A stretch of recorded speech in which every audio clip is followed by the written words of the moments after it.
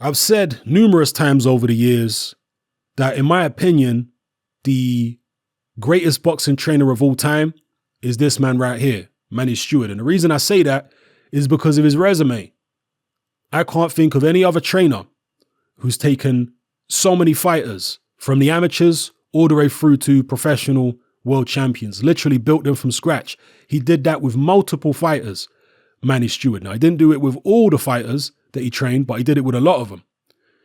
He trained people like Hill McKinty, his first world champion, Milton McCrory, Michael Mora, Tommy Hearns, obviously most famously, Mark Breland, on and on it goes. And in the latter stages of his career in life, he was known for resurrecting the careers of Lennox Lewis and Vladimir Klitschko. Now, he wasn't a one-size-fits-all trainer. I don't believe there is such a thing. He wasn't the right trainer or the best trainer for every fighter, but he was the best trainer for a lot of fighters. And one of the fighters that he trained in the latter stages of his career was Andy Lee. Andy Lee, most of you will know, is the cousin of Tyson Fury. And Andy Lee was telling Manny Stewart all about his young cousin Tyson Fury. This is when the very, very early stages of Tyson Fury's pro career. Andy Lee was telling him all about Tyson Fury. So Manny invited Tyson Fury out to the Klitschko camp. Obviously, Manny was still training Klitschko back then. He invited him out to the Klitschko camp to have a look at him and, see what Andy Lee had been saying about him, whether or not it was true. And Manny Stewart was very, very impressed by what he saw.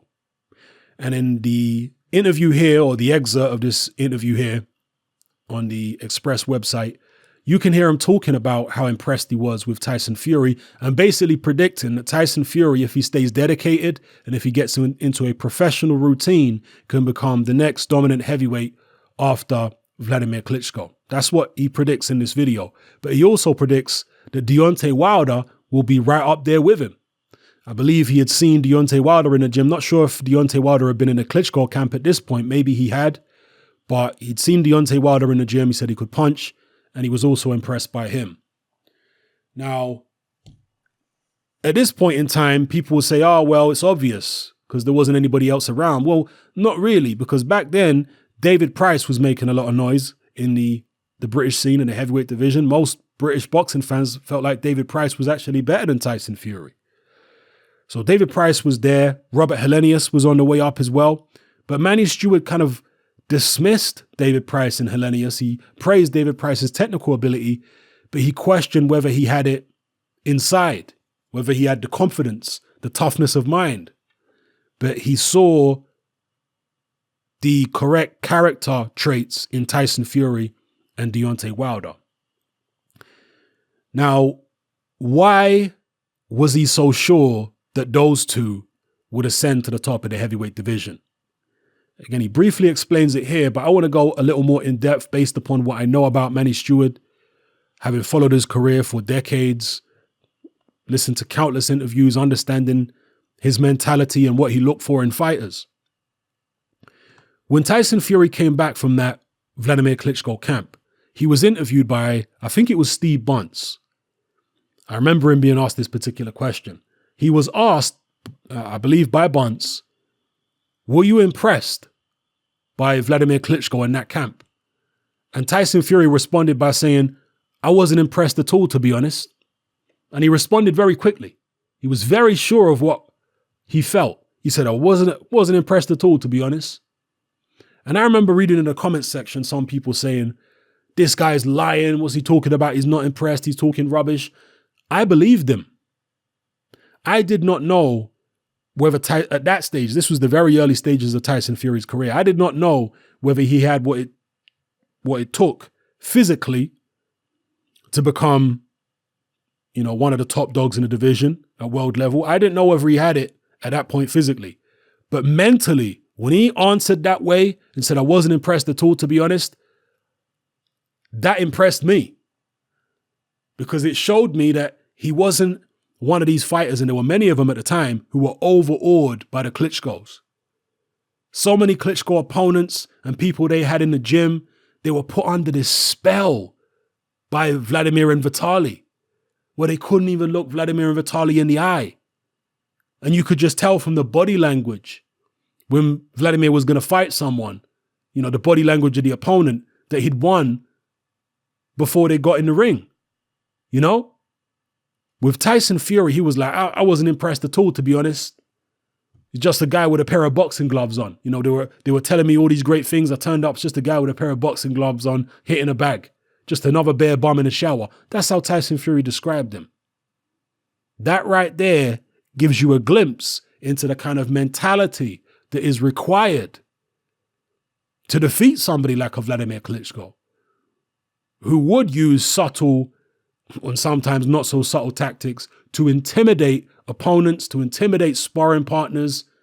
And a lot of his sparring partners were future opponents. But Tyson Fury was having none of it. And I was impressed by that. It also reminds me of Errol Spence. I've talked about this before. When Errol Spence was fresh out the amateurs and he was invited to the Mayweather gym to spar, he had absolutely no respect for Floyd Mayweather. They sparred and Errol Spence put it on him. And the story goes that Errol Spence went so hard in that sparring session that it caused a rift between him and Mayweather. And they had some kind of dispute and Spence was briefly kicked out of the gym. This is what I heard. And when I heard that about Errol Spence, that he went in there and he didn't give a damn about Mayweather's reputation, like the Kano song. I don't give up about your reputation. I'm the star on the top like Christmas decorations. And me murking you right now, that's my estimation. That's the kind of mentality that Errol Spence went into the gym just as a young pro coming out the amateurs, went into that intimidating doghouse gym of Mayweather when Mayweather was on top of the world.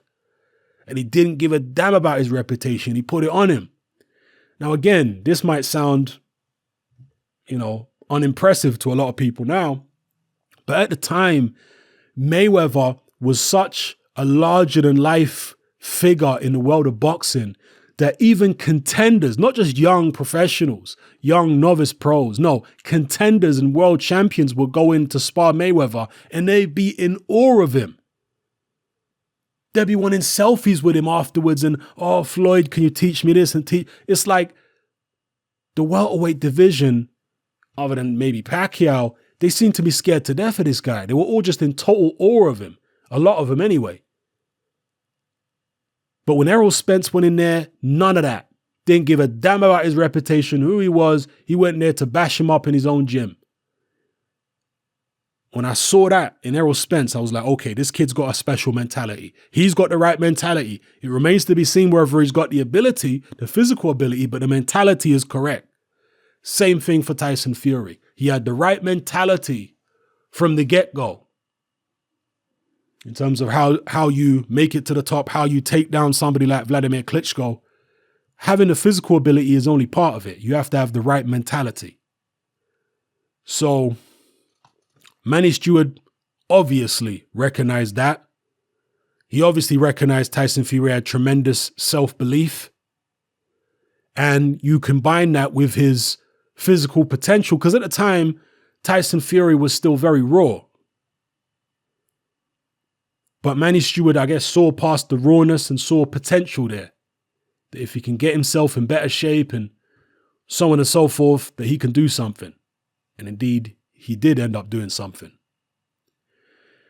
Now, as far as Deontay Wilder, he doesn't praise Deontay Wilder as much for his technical ability, unsurprisingly, but he was impressed by Deontay Wilder's power and his will to win, his determination to knock you out. Manny Stewart was always somebody who loved knockout punches.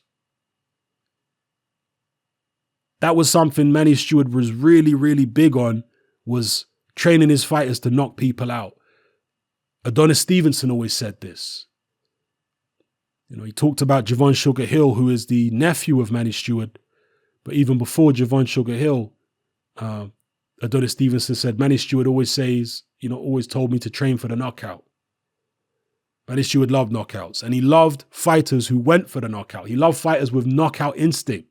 One of the things that Manny Stewart used to get so frustrated with Vladimir Klitschko about is the fact that Vladimir would allow fights to go the distance when he could have ended them by knockout.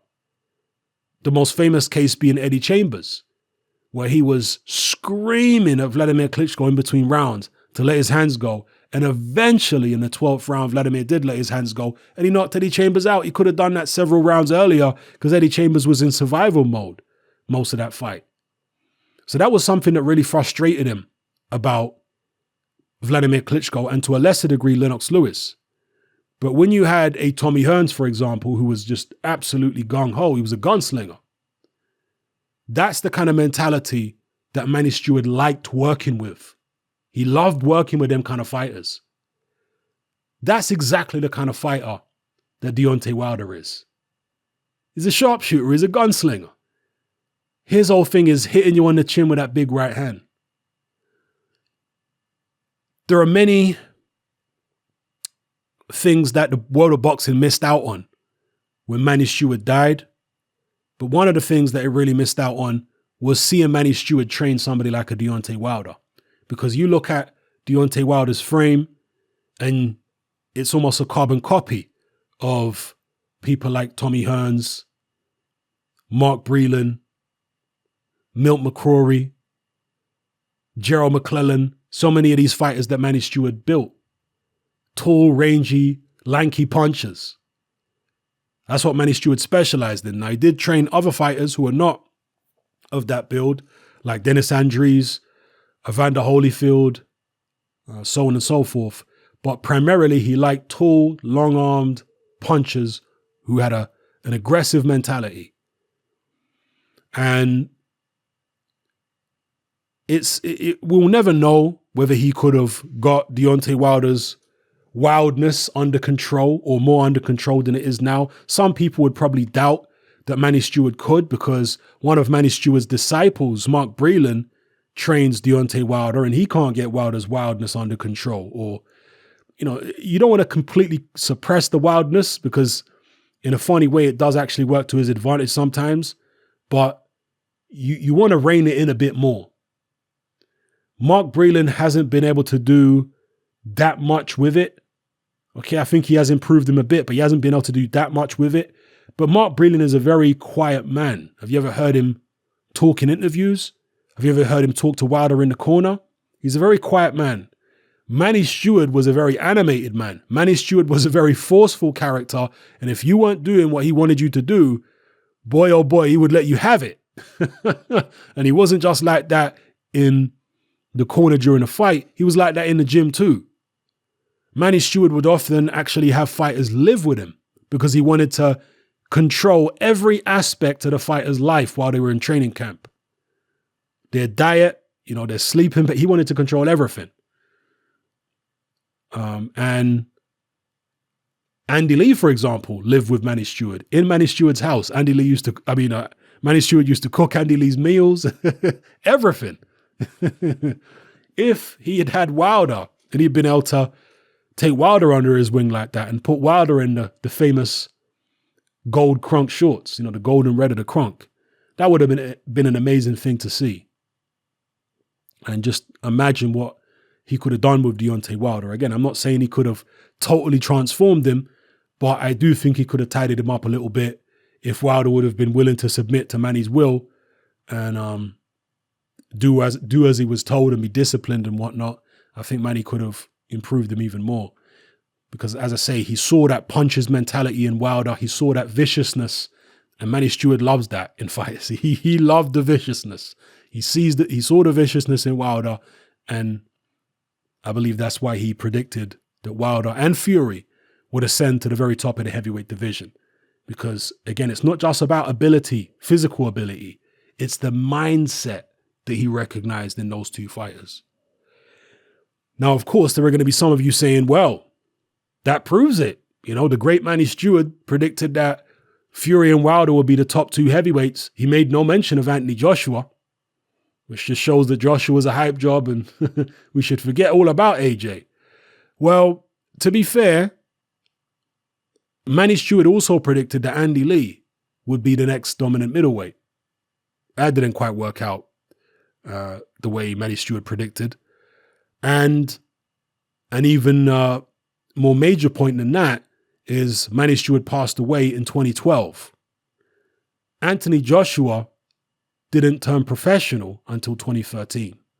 So he really wasn't aware of Joshua. He hadn't studied Joshua. He didn't really know about Joshua. I mean, he may have been aware of him in, the amateurs to a certain extent, but he hadn't had him in camp the way he'd had Wilder and Fury in camp.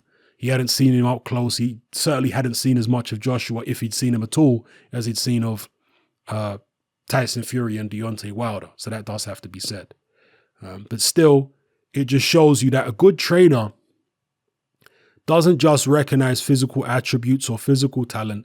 They're looking for the mindset, the mentality. And someone as experienced as Manny Stewart, he understands that it's the mentality because he's had so many world champions. That Crunk gym in Detroit was brutal. It was literally like Sparta in there.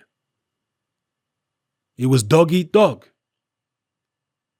And he got to recognize the kind of character traits that were necessary. Now, when I talk about the likes of a Tyson Fury and how dismissive he was of Vladimir Klitschko, even as a young novice pro, and I say that's the kind of mentality you need to make it to elite level, you don't need to be as verbal as Tyson Fury. You don't need to be a trash talker. But you have to have that mentality in your mind. Errol Spence, certainly earlier on in his career, he's changing a bit now with the money and fame, but earlier on in his career, Errol Spence wasn't much of a talker. You could tell he was confident, and the way he went into that Mayweather gym, he was confident. He had a quiet confidence. In his mind, he was like, Mayweather ain't all that. He wasn't talking trash and all that kind of business. He said that when he was called into the ring to spar Mayweather, there's people around the ring apron and they're like, oh, he's called you in, boy. They're trying to intimidate him. Errol Spence said he was laughing. He was laughing at all the people like howling and, whistling and, oh, you're in trouble now, boy. He was laughing. In his head, he was like, this guy ain't got nothing for me. That's the mentality that it takes. Even Evander Holyfield. Holyfield was not a trash talker. But if you ever hear Holyfield in interviews, it's the same thing in his head. Dismissive of other fighters. He respects what they can do, but he's like, I'm better than this guy. He's not intimidated at all. And even when the fighters are more accomplished than him and more experienced than him, he had a mentality like, no, I can take this guy. That's what it takes. And that's why I've learned from watching people like Manny Stewart and what have you, I look for that confidence in a fighter. It's not just the physical ability, the skills. No. Look at the mindset of the fighter, the stuff that they say. Going into training camps and sparring elite level world champions when they're just turning over as novice pros and they're going in there and trying to get a guy to business. They're not intimidated. They're not all sycophantic. Oh, thanks, Floyd, looking for an autograph and a selfie. Nah, they're going in there like, I ain't impressed by you. That kind of mentality in their head, even if they're not verbalizing it. I mean, even when Derek Chisora, for example, went to